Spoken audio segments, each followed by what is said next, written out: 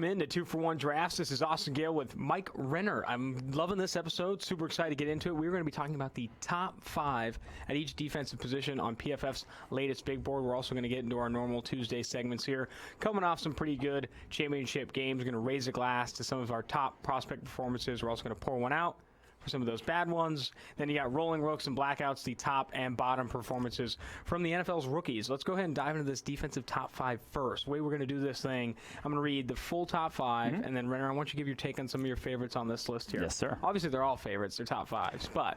Yeah, I mean, like, you can get to the 5th best player in class, and you can, depending on the position, you can be like, this guy's not that good. Yep. So. All right, let's start with edge defender. Obviously, number 1 is going to be Chase Young of Ohio State. Number 2, A.J. Epinesa of Iowa. Curtis Weaver of Boise State falling at number 3. You still have this bias. Julian Aquara of Notre Dame, edge defender at number 4. Then you have Carlos Basham Jr., edge defender, Wake Forest at 5. Close but no cigar. I'm going to throw these guys in there too. Terrell Lewis, Alabama edge defender, and also Bradley Anae of Utah. A lot of great names. Yes. Obviously, it's first question I have for you here is it's a 2-man race, but no one's. It's really a 1-man race. Yeah, okay. I was going to say it's more of like a top 4. And then kind of, like, I think there's a clear delineation after 4. Julian Aquara, you want one of those top 4. If you need pass rushing help and you want it to happen sort of soon, and to your point about Julian Aquara, me being a homer, he had a 90.4 pass rushing grade this year before he got hurt. And he's a pretty freaky athlete. How many of those games usually did you tend grade? To work? I didn't grade any of them this year. I was just doing prospects. So no grading for me this year on Notre Dame, so I couldn't bump up all the grades like I usually do. Just kidding, I never did that in the past. But I do think the clear delineation after Aquara, everyone after that has some big question marks. I think those top 4, Chase Young. So Young is tier 1. Young is can't miss, whatever you want to say, generational, however you want to describe it. He's as good an edge prospect as we've ever seen. And he's an athletic freak. He is a physical freak in terms of his build. Everything he has about him suggests he's going to be a Pro Bowl to all-pro level player sooner rather than later in the NFL. Those next group of A.J. Epinesa, Curtis Weaver, Julian Aquara, in my opinion, fairly close. I think Epinesa, just in terms of physical freakishness, is at the top of that list, and having done it as, already a sophomore and now a junior, younger than the other guys on that list, I feel comfortable about him at 2. But I think all 3 of those guys have all the tools necessary to be plus pass rushers, quality pass rushers in the NFL very soon out the gate. Aquara is going to test off the charts athletically. Curtis Weaver has the most refined set of pass rushing moves and is no slouch himself as an athlete and very powerful. And then Epinesa is just, 6'6", 280, can do it all. Line up anywhere along the defensive line. So those 4, and then it kind of trails off. But I think all those guys offer some promise. Basham, a physical freak in his own right, just sort of putting it together. We've talked about him a lot. Terrell Lewis had a monster year. He's still kind of, I don't think he's a freak athletically. He's athletic, but I don't think he's a freak. And then Anae, we've talked about him a lot also. Not super athletic, but uses his hands really well. Has beat up some good tackles over the course of the year. So I do. And he had some good reps against Sewell as well this past week. So, but Sewell did end up getting the better of him. Obviously Chase Young has graded so well this year. He's going to break a lot of PFF records in that regard from a pass rushing perspective. I don't see him leaving this number 1 spot, and I know you don't either. However, after him, do you see any changes potentially? With the Combine, Senior Bowl, are there opportunities for other edge defenders in this class, or even guys already on this list, to jump ahead of each other? Do you see any change-up coming? That's a good question. I don't think anyone's going to jump Epinesa in my eyes unless he really doesn't test well whatsoever, which I don't see that happening. I could see someone like Clavon Chason or Terrell Lewis, depending on their testing numbers, jumping up on this list. Chason didn't do too poorly against Georgia this past week. He had a couple nice reps against Andrew Thomas, even though I think Thomas won. If you're looking at the overall matchup, Thomas had some dominant reps against him. And Chason, I think he comes back to school just because his build right now is so not like an edge defender. I think he still needs to put on some more muscle. So I don't really see that top 4 necessarily changing too much. After that, we can talk. To weigh in here on where the kind of PFF grades stand right now, Chase Young, a 96.8 PFF pass rush grade, far and away the best in college football right now. Right behind him, though, is a guy you've mentioned, Quincy Roche. I think he has an opportunity to potentially make a name for himself in this class as more people start to get to the tape. And then at number 3, Curtis Weaver, a 92.5 PFF pass rush grade. And if you listen to last week's podcast, we talked to Dane Brugler, and he brought up Alex Highsmith, a guy that's graded really well this season, 6th in PFF pass rush grade, 91.1, a sleeper in this edge class. Not quite top 5, but another guy to kind of keep an eye out for sure. Let's move to the next position, defensive interior. Some interesting names on this one. Derek Brown of Auburn, your number 1 guy. Then you also have Javon Kinlaw of South Carolina at 2. Marvin Wilson at 3, a guy that had potential to be DI number 1, fell off a little bit. Then we go to number 4, Jordan Elliott of Missouri. Number 5, Neville Gallimore, the Canadian-born Oklahoma kid. Texas A&M, Justin Matabuke is close, but no cigar on that that top 5 list. But there's a ton of talent at defensive interior here. Edge defender kind of gets the limelight, the spotlight because of Chase Young and company. But I do like a lot of these names on the 5 here. Yeah, this top 4. So Derek Brown, Javon Kinlaw, Marvin Wilson of FSU, and then Jordan Elliott. I think it's the closest single position between 1 and 4 in my eyes. I think there's not a huge difference between 1, 2, 3, and 4. I think they're all very talented players, can all rush the passer, can all stop the run. I think all our first-round caliber type players. Jordan Elliott this year, Missouri defensive tackle, he outgraded Derek Brown in SEC play. Not just overall for the season, having played some cupcakes on his list, too, that he dominated. He outgraded Derek Brown in SEC play this year. I think he's getting underrated. He's going to test very well athletically in his own right. So I think all 4 of those guys, if you're in need of defensive tackle help, go get one of those. Another one where it just happened to work out this way, where it's a clear delineation after the top 4. I think if you need defensive tackle help, get one of those 4. But in my mind, they're fairly interchangeable. I don't think one has a dominant trait over the other. If there were to be any, I think it is Javon Kinlaw's sort of size burst combo is probably the most impressive trait that any of these guys do have in terms of projecting to the next level. But at the same time, they're really all good athletes, good with their hands, good against the run, good as pass rushers. Like, this is a clear top 4 in this class, and I think if you need a defensive tackle, get one of those 4 probably in the first round. Grades really reflect that as well. Looking at the top pass rush grades, according to PFF here, for defensive interiors, Marvin Wilson at 1, 90.9, Elliott and Javon Kinlaw tied for second, 90.7, and then Derek Brown at 4, 90.6. The 4 best pass rushing defensive interiors in college football right now, all in your top 5. And Neville Gallimore not too far down the list at number 8. Before we dive into the next position group, we had a little live chat here on the YouTube comments. They want to hear more about Yetur Gross-Matos. Is he a guy that could have an opportunity to rise a little bit? I know we've talked about him as a project, a ton of athletic tools, a guy that's gotten better every year at Penn State, but you still don't see that high end from him yet. Where are you at with Yetur? I think if he had another year, I could see it putting him in that category. I just haven't seen the breadth of sort of pass rushing dominance from him. He dominated some bad competition this year. Highest graded pass rushing game came against Idaho. Another of his top 3 graded pass rushing games comes against Buffalo this year. Like, those were, yes, you expect guys to dominate that, but against Big Ten play was fine. I did not see elite, and I'm not sure he's going to. And now he looks the part very much at 6'5", 259. With the long arms, but I'm not sure he's going to have, run a 4.64. I'm not sure if he's that level of athlete. So I guess he could push his way up if he does surprise me with his testing numbers. But I just think we haven't seen only 35 total pressures this past season. We just haven't seen it for long enough, especially since last year's 67.7 pass rushing grade back in 2018. He's just fine in my eyes, not necessarily in that top group yet.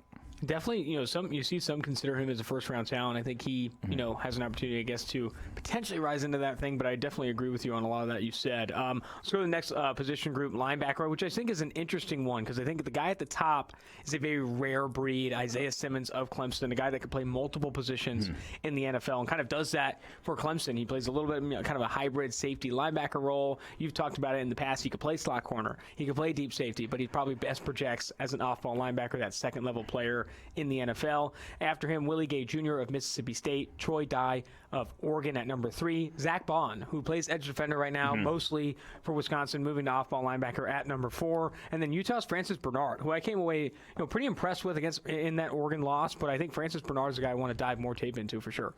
Yeah, and I also put, I'd say Wyoming's Logan Wilson. I'd put him close as well, and then Oklahoma's Kenneth Murray, who has actually looked like a different player the second half of the season. We'll get to him a little later on when we're doing the raised glass segment. But I will say Simmons at the top is an interesting one because even compared to the athletic linebackers in recent years who we've had questions about their sort of run defense, Devin White, guys like that, Simmons just does not really play in the box to know what he's going to be like in run defense, and he is.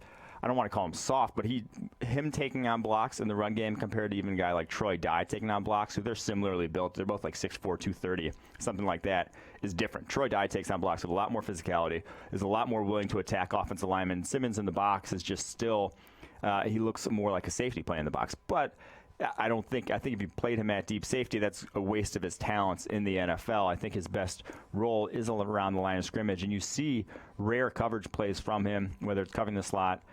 This past week, I mean, he made a play running 2 deep middle safety on a pass breakup that just like you wouldn't see linebackers doing in the NFL even. So he has all the coverage ability, but run defense is a massive question mark with Isaiah Simmons. I'm not going to say that's not.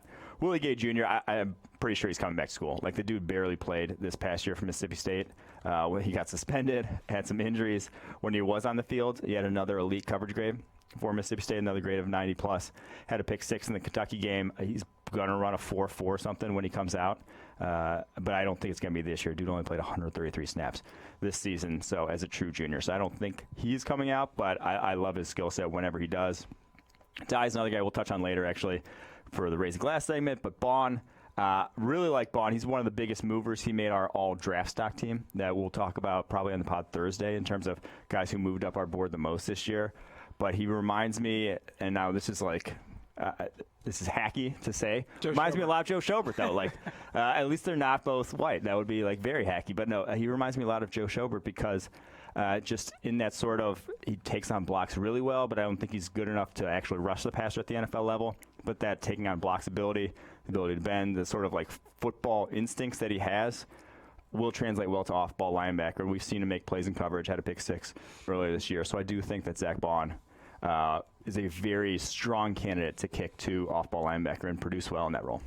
He's got a really interesting grading profile. You look at 96 snaps in coverage and 86.3 PFF coverage grade there, but he's also got 335 pass rush snaps and a 90.9 PFF pass rushing grade. That versatility definitely screams New England Patriots, how they use off-ball linebackers now, sure. But I definitely think he has value in the NFL. The way you lose with him is, I think, playing a 6'3", 230-pound guy like him at edge defender almost exclusively. I think the way you win is get creative with his role. I think so much gets talked about on the offensive side of the ball, trying to get creative with certain players and use these players to the best of their ability. I think that needs to be done more on the defensive side of the ball, and Zach Baun's a perfect candidate to get creative and find ways to use him well. Yeah, and I think the sort of line in this is Simmons is a top 10 player for us in this class. Gay, Dye, Baun, second, third round type of guys. Bernard probably third rounder, and then same with Logan Wilson, Kenneth Murray, the guys we touched on at this point. What are your reservations with Kenneth Murray? I think a lot of people are raving about his range. He's got great speed. Where are you at with him? I know it's reservations is in quotation marks because he's still obviously in the top 7 here from an off-ball linebacker standpoint. But where are you at with Kenneth Murray? So he's a guy who I have to review the tape of the second half of the season because I remember we reviewed him going into this year, and then I watched him after some of the first handful of games. After he was getting some hype, and I just didn't love his sort of the way he reacted to plays. Like, he was just a step slow reacting and then would just take terrible angles to the football because he trusted his athleticism. I mean, in terms of pure explosiveness to the ball, he's probably as good as it gets at the linebacker position in college football right now. He gets up to 100 miles an hour in a blink of an eye, but he just took terrible angles to the ball, had some missed tackle problems last year, and I just didn't think he was sort of like, he was a step slow reacting and was not reading stuff and getting there before things happen. And that's a big part of, playing linebacker position is making up ground with that, with your reaction ability, what you're seeing in front of you. But he has looked different this past week. We're going to get to him in the Raise Glass segment. Like I said, looked like a very different player, even though he still got lost in coverage at times and gave up that big touchdown. But we'll touch on him later. But I do need to go back and look at him. He may be moving up our board because he graded out a lot better the second half of the season.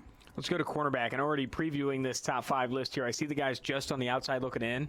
That's telling me it's a deep cornerback class because the 2 names you have there are very impressive. Starting with number 1, Jeffrey Okudah of Ohio State, the guy with all the talent in the world and now the production. Christian Fulton of LSU, who I think has an opportunity to potentially maybe even go ahead of Okudah. A lot of people are going to like his sticky man coverage ability. I mean, they're going to like Okudah's too. I don't know. It's hand in hand. Okudah very good as well. C.J. Henderson of Florida, a guy there at number 3. Number 4, you have Trayvon Trayvon Diggs of Alabama. 5, Bryce Hall, who obviously went down with a season-ending injury this year, but still has shown in PFF's grades to have that ball production you like. They avoided him this year. Yeah. Before he got hurt, he was simply just not targeted. And then, close but no cigar, Cameron Dantzler of Mississippi State, who will be at the Senior Bowl, I believe. And then you also have Jaylon Johnson of Utah, who's going to be making those plays.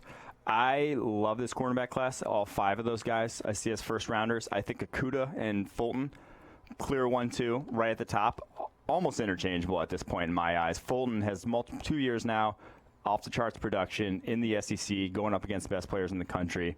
We're going to see him going up against Oklahoma, CeeDee Lamb. Can't wait to see that matchup. Jeffrey Okudah going up against T. Higgins, Justin Ross. Can't wait to see that matchup. Those will be awesome to see in both. I don't think it's going to really change my evaluation unless they get just utterly torched.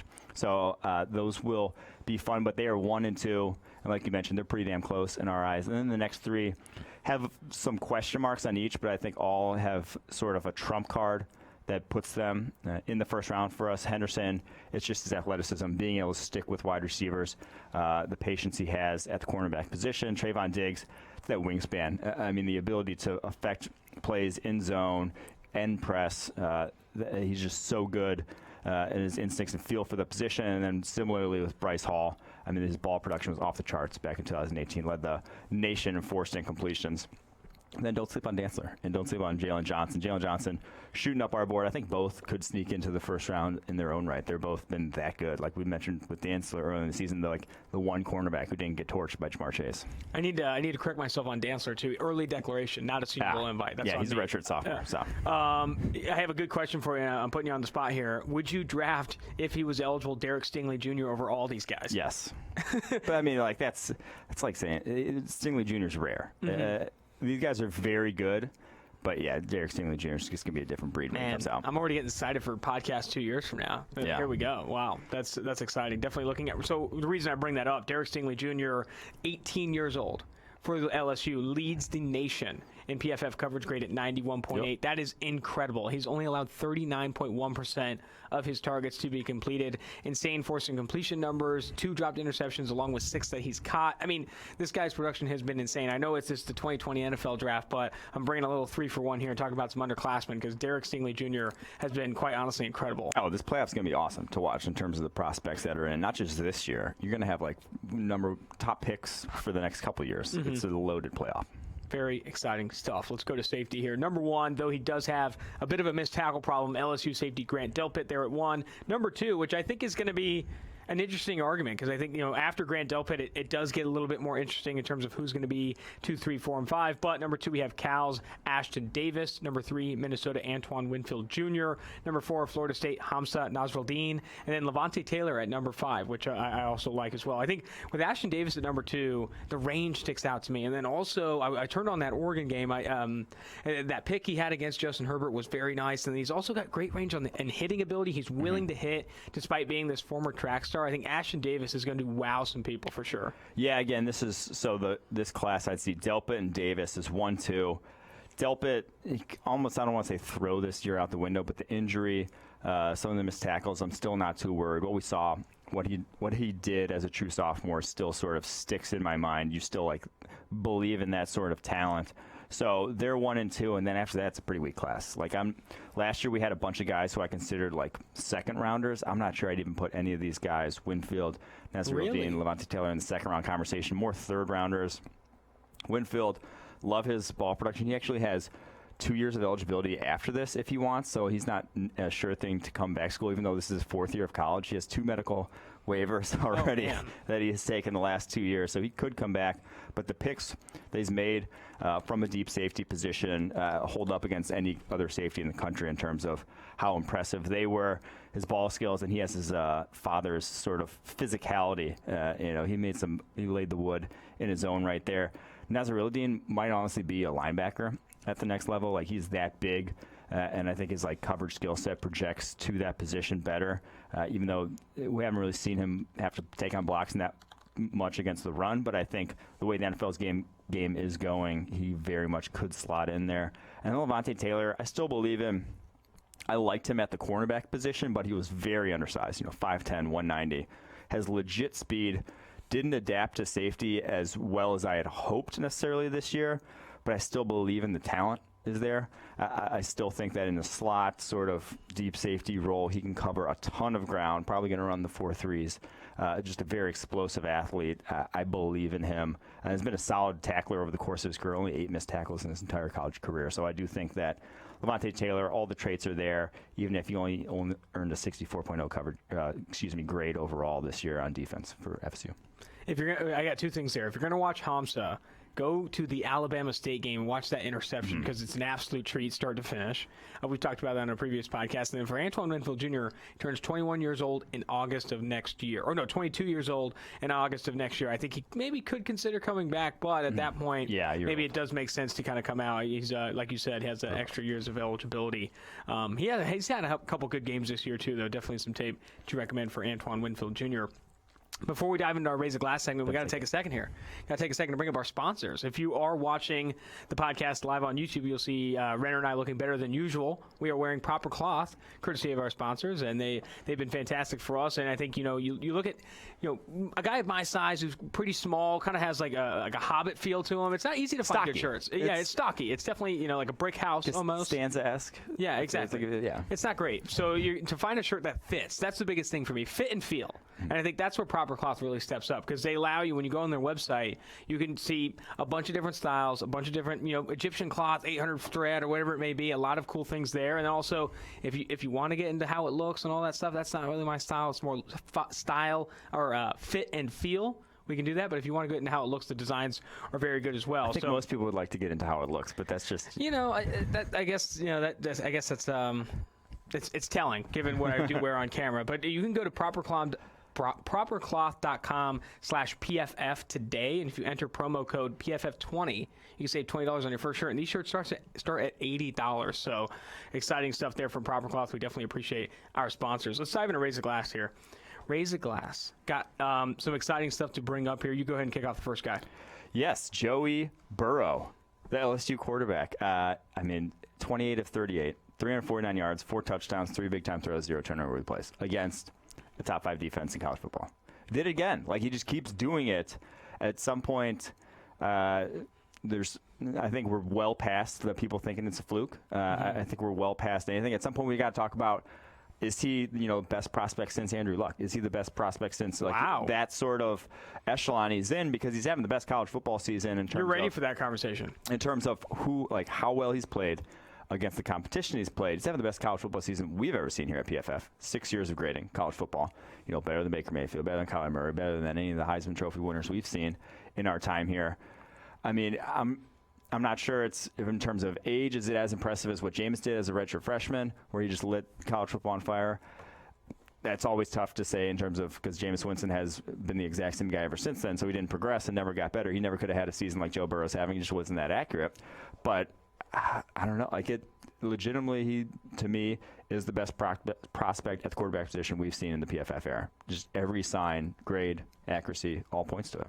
It's a no-brainer for the Cincinnati Bengals if they do end up with the number 1 overall pick to bring in Joe Burrow, right? Mm-hmm. Yeah, that's what I'm saying. Is for all the hype around how good of a prospect Chase Young is for the edge position, can't miss. I think Joe Burrow should be getting similar hype at the quarterback position. That's how well he's played football this year. And it's not an age, I think, does matter, but some guys you just can't get to that level. You took an NFL quarterback right now. If you take, let me think. If you put Matt Stafford in the LSU offense right now, I don't think he'd play as well as Joe Burrow is. Mm-hmm. That is because he's not that accurate. He doesn't have the level of accuracy that Joe Burrow showing. I just think that there's a level of play that he's at right now that quarterbacks simply can't get to. If you're not avoiding those just because you've been in the NFL doesn't mean you can get to them.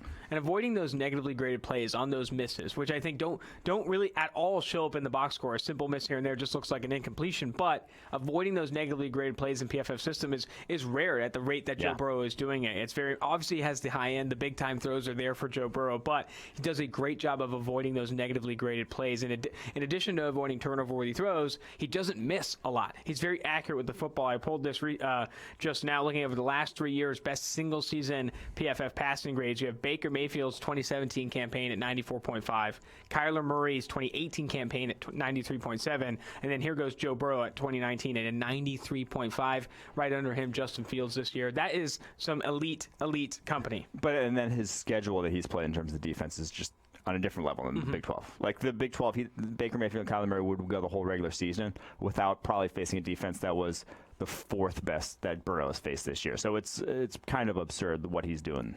That's always important too. Looking at how you pick on some Big 12 defenses, you can earn some high PFF passing grades. You look at Will Grier has 2 of the top 10 PFF passing grades playing in the Big 12. But Joe Burrow doing it in the SEC. I'm going to scroll down here. Tua Tagovailoa at 9 is the only other SEC quarterback in the top 10. And then you scroll down a little bit further. There's Tua Tagovailoa again at 12 with his 2019 campaign. I think it's rare to see this level of production in the SEC. Strength of competition can't get understated, and we have opponent-adjusted grades. Using the Massey system that Eric and George work on a ton, and they can see also Joe Burrow just elevating above the schedule that he's played. And it's very impressive what Joe Burrow has done. And I know we're here in Cincinnati. Okay, I go grab a bagel before the games on a Sunday. There's a guy in a Bengals hat, and he's like, oh, he sees my PFF hat that I wear every day, unfortunately. But he says, hey, you work at PFF? And I was like, yeah, for sure. So the Bengals have to go Chase Young, right? I'm like, no, Joe Burrow has to be the number 1 overall pick. It's so much more valuable to get a quarterback and get into this long thing. My bagel's getting cold. And it's a tough conversation. Exactly. Yeah. And he's like, but Chase Young just takes over games. He's got so many sacks. Like, dude, the quarterback position is the most important. And if I need to convince you that now, it's just not going to work out. But I will say Joe Burrow, number 1 overall, definitely making sense. Well worth a raise the glass. Maybe not the final one. I think we're going to see a couple more good games from Joe Burrow for sure. Exactly. I don't think. Like I said, if it doesn't happen now, I don't think it's going to happen against. Well, definitely not going to happen against Oklahoma, but it might happen against Clemson or OSU. I'm not sure. I don't think it will. Here's my question to you, though. Does he go to the Senior Bowl? No. No? God, you say no way? Maybe make an appearance if they fly you out for free. Because Baker Mayfield did take a nice trip to Mobile. Because Baker Mayfield did the practices but didn't play in the game. Baker had much more to prove, I'd say. Really? More than Joe Burrow? You're that confident? Yeah. All right. He didn't go to Mobile. All right. Bet money. Kenneth Murray of Oklahoma is another raise the glass man, the guy we talked about in the linebacker segment here. What you notice immediately in his best games, he has great range, great speed, great athleticism. That all showed up in addition to some great production this past week. Yeah, shot out of a cannon. I mean, he penetrated through Baylor's line on some run plays that just like no other linebacker in college football was hitting that hole as quickly as he was. He had some real nice plays. I still worry about him going backwards. Like he was just lost on that wide receiver running back wheel that ended up going for the long score in the second half. That was on him. He was supposed to be his guy. But his closing speed, getting to balls and plays in front of him, you can take advantage of that in a scheme in the NFL. There's a role for him, and now, like I said, since week 6 on, he's earned a 90.5 coverage grade. Had some struggles early in the year, had missed tackles last year, 20 missed tackles last year. He's cut that down mightily over the second half of the year, only 7 over the second half of this season. So he's very much limited those, and I think he's just like I said, I have to go back and watch some of the tape on him, but he looked like a different player than what I saw early on this year and last year in this Baylor game. A riser down the stretch. 2 more off-ball linebackers on this list that have, definitely good performances last week. Isaiah Simmons of Clemson and also Troy Dye of Oregon. Both these guys playing very well. Yeah, so like I said, he had a pass breakup and playing deep middle safety because he plays safety, slot, linebacker, whatever. Had probably the easiest pick he'll ever see. I think he was just playing spy and the quarterback threw it to him. But the most impressive play to me was him covering the slot, and he stops on a dime on an in route and stops the receiver from even getting to the ball. It wasn't necessarily a pass breakup, but he stopped a completion there. His ability to do that is different than linebackers. Like linebackers in the NFL cannot do that. You can name them on one hand probably the amount of guys that could cover the slot the way he does, which to me that's so valuable in today's NFL. The ability to just be like, oh, you're going to kick your running back out, and your Patriots. Oh, James White's out into the slot. All of a sudden, you just throw Isaiah Simmons out there and blanket it. He's not getting open against Isaiah Simmons. So I do think that's a huge, huge value add for him, and that's why he's a top 10 player on our board, and showed up again in this one. You can't do that with Tahir Whitehead. You can't do that with Jelani Tavai. You can't do it with some of these off-ball linebackers in the NFL, and that's a legitimate liability. It forces you to play lighter personnels, and then you get gutted in the run game. It's definitely so valuable right now in today's NFL to have these linebackers that have this athleticism to actually not only not be a liability in coverage, but offer some plus play, and I think that's exactly what Isaiah Simmons offers. Let's go to Troy Dye. Talk to me about this performance, too. Yeah, Dye they used him a lot as a blitzer against Utah. 14 times, second most times he's rushed the pass this year, but he had a sack, a hit, and 4 hurries. He was blowing up some running backs as a pass rusher. Had a nice coffee house stunt where he, did the little fake, like he's dropping into coverage, comes around. Did that twice, actually, to get home on some pressure. He is physical coming downhill. Like I said, when he takes on blocks in the run game or as a blitzer, it looks different than the way Isaiah Simmons takes on blocks. He's just rocking offensive linemen back. They go backwards. He doesn't go backwards. I do worry. I don't know if I can say I worry, but he has had some missed tackles after he broke his thumb with that little casting on. Oh, that's right. Not an issue. If you were watching this game, 3 missed tackles in this game, you're like, oh, damn, the tackling. I think it is because of that. That having that one hand wrapped up. Had only 3 missed tackles the whole season before that happened in the Washington game, 10 since then. So I do think that's been the big issue for him, not necessarily a problem for us going forward. Let's move right into the pour one out segment here. An interesting name, I think, in draft in the draft community is Creep Humphrey. I think some people see him as one of the better interior offensive linemen in this class, but he's coming off a bad one for sure. Yeah, 5 pressures. Bravion Roy, who raised the glass to him, the Baylor nose tackle, dominated Creed Humphrey. 5 pressures on the day for him. That's not a good look for Humphrey, who was one of the top centers in this class, but that's probably the best nose tackle he's gone up against. Obviously, had gone up against earlier this year, but to allow 5 pressures in one game at center position is not great. No. I mean, you look at his grading profile here by game. Kansas State, Week 9 at 15.1 PFF pass blocking grade. And this past week, Conference Championship, 9.3 PFF pass blocking grade. If you want to watch 2 games where, if you have some reservations about Creed Humphrey, you want to see where he can lose, those are 2 games definitely to recommend. I think this past week against Baylor, feasted on 5 pressures, like you said, at the center position, just unacceptable. Moving forward here, only one other guy in the pour one out segment, which is nice. Keeping it positive here. Charlie Brewer, though, Baylor, not a good game for him. Obviously went out and other quarterbacks came in, but he did not play well before leaving the game. Yeah, he may have had a concussion. He got rocked there pretty early on, but even still, I was gonna say even still when he was out there, 3 of 6, 15 yards, took 2 sacks. He just looked lost. He looked like he was not know what he was looking at on the football field there. It was bad for him. And we mentioned it before. He was on the preview podcast. Hey, guy to watch, could improve his stock with a good game. That was the opposite. The third stringer that came in, though, was kind of fun. Zeno looked pretty good. 79.9 PFF passing grade in this one, 1 touchdown.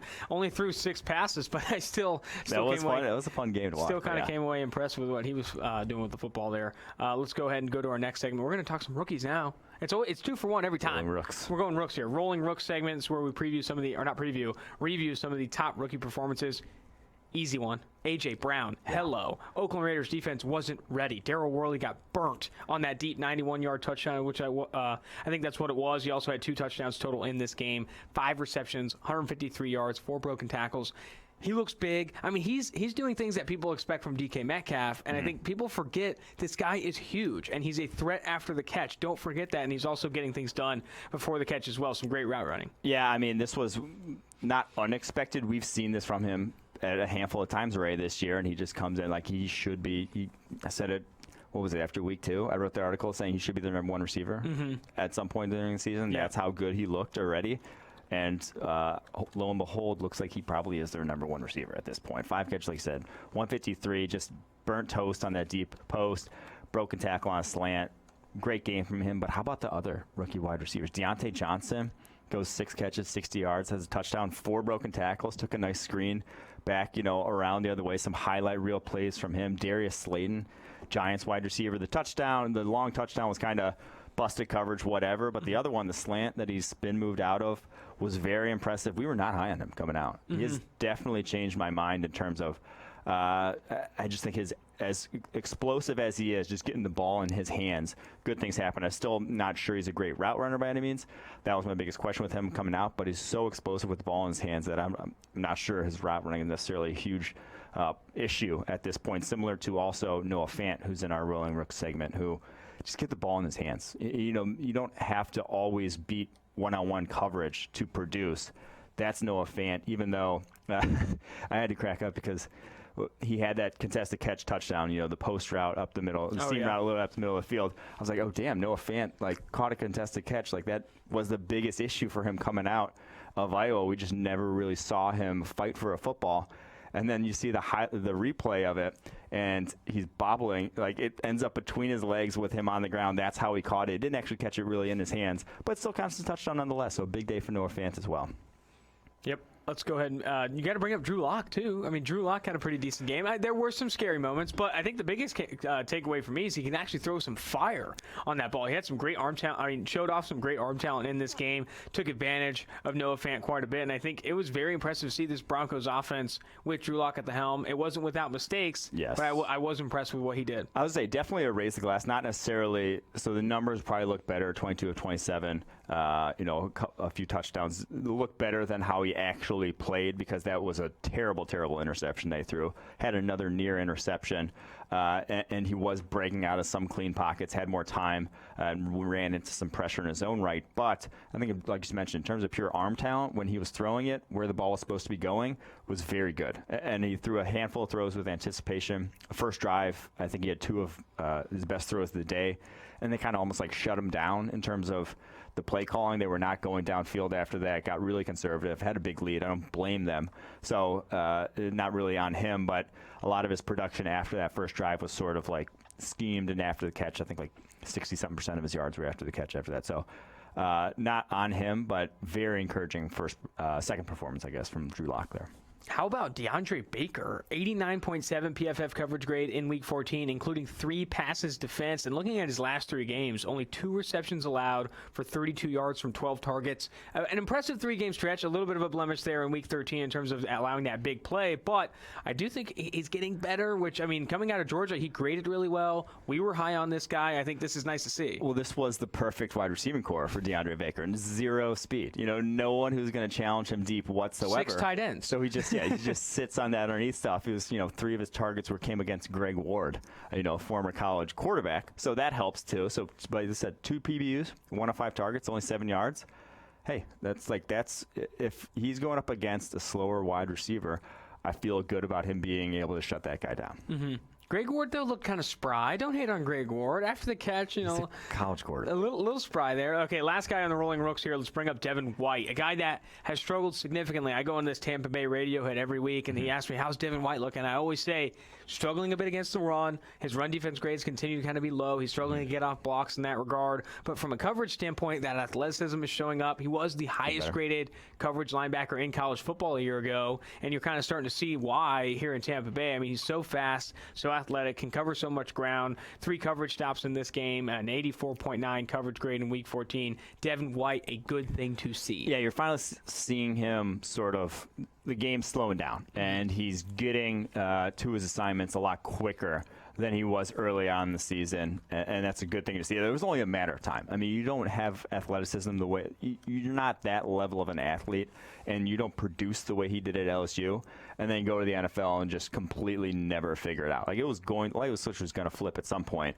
I think if you're a Bucs fan, it looks like it pretty much has this past 2 weeks. 79.5 coverage grade last week against Jacksonville, 84.9 this week against Indianapolis. That's a very good sign for the Bucs. And we always say this with rookies too. You have to see it. You got to try and see it in this first year. And I think down the stretch is a huge opportunity for teams in and out of the hunt to look at rookies and see if they're improving down the stretch. DeAndre Baker and Devin White showing that in the coverage grades numbers here. Let's go to the blackout segment. My favorite one. My favorite thing of the weekend is the blackout here. But we have Quincy Williams and Mack Wilson, 2 guys that are struggling quite a bit this past week. That's an understatement. And they were struggling for the season. Mack Wilson, 4 missed tackles. But he had that great preseason game. He did have a great preseason game. But yeah, could not tackle Joe Mixon to save his life. Has a 40.8 grade on the season now. So it's been bad for him, but as bad as it's been for him, Quincy Williams coming from Murray State, 3rd round, looks like he's still trying to tackle guys FCS. He just looks like he's completely out of his depth. Has a 32.5 grade now for the season. The last 2 weeks, 107 snaps he's played, doesn't have a single stop, hasn't made a single tackle. Like, hasn't not a single tackle. Hasn't had a single tackle that has resulted in a stop for the defense. That's bad. That's awful. That's very, very bad. That's just not. You're not involved in the play. Yeah, I mean, you're just rarely involved in the play. Exactly. That's how the mighty have fallen that Jags defense. They're trotting out Andrew Wingard for significant snaps too. Former Wyoming safety. They don't have a ton of speed anymore. Tough. AJ Bouye's definitely lost a step, though he's still playing well in coverage. I think they need speed and they need it now. Last two guys on the blackout segment here before we jump off. Kyler Murray. Oh, man, this is one of his worst games of the season, if not the worst game of the season. Yeah, the last 2 weeks, grades of 27.2 in Week 13 against the Rams, 29.9 this past week. That 2-minute drill is as bad as it gets. Like, that was just not a complete lack of understanding of the situation. Just not good quarterback play either in terms of what he was doing. Took 2 sacks in the 2-minute drill. Can we mention that he's short? I mean, might as well. I mean, can't see his receivers. It was just bad. 3 picks this past week. That was as bad as I've seen him play all year, and it's having him get worse as the season goes on is unencouraging. Last thing I want to talk on here, and I think it's a good finisher, how upset are the Indianapolis Colts for taking Paris Campbell over some of these other receivers in this class? Because Paris Campbell, 3 catches for 12 yards on 5 targets with a drop this past week, no first downs. Man, it has not been impressive. And we said this, him coming out of Ohio State. Yes, he's got speed, a pretty decent athlete here, but he doesn't have this production on these downfield routes, not a nuanced route runner. And you're starting to see that now. He can't create separation. He's only a yards after the catch guy. And what can you do with them, Yeah, so they took him over DK Metcalf, Terry McLaurin, Deontay Johnson. Even Miles Boykin, they'd probably rather have. Imagine scouting Ohio State and seeing Paris Campbell as the better player. 18 catches on the year. 7 of them were screens. So over a third of his catches have been screens, and only 5 have resulted in first downs of his 18 catches. And they need receiver. It's like they need someone to step up. Mm-hmm. That's not good. That's awful. I mean, you have to set lower expectations for him because he doesn't have that experience running a downfield route tree and all that stuff. But again, you're looking for production first and foremost. I'll tell you right now, Terry McLaurin would have given that to you and then some, even with Jacoby Brissett under center. Definitely a miss for the Colts right now. Obviously, he has an opportunity to get better. But in terms from the sample size so far, Terry McLaurin winning that battle by a landslide. He's the highest graded rookie receiver in football right now. And right now, I looked at all rookie receiving grades dating back to 2006 here in the PFF era. He ranks inside the top 10 in rookie receiving grades. So he's in some elite company for sure. That's going to do it for the 2-for-1 Drafts podcast. Thanks for tuning in with Mike and I. Remember, you can see us on YouTube Tuesdays and Thursdays. We're also on Apple Podcasts, Spotify, and Stitcher. Thanks again.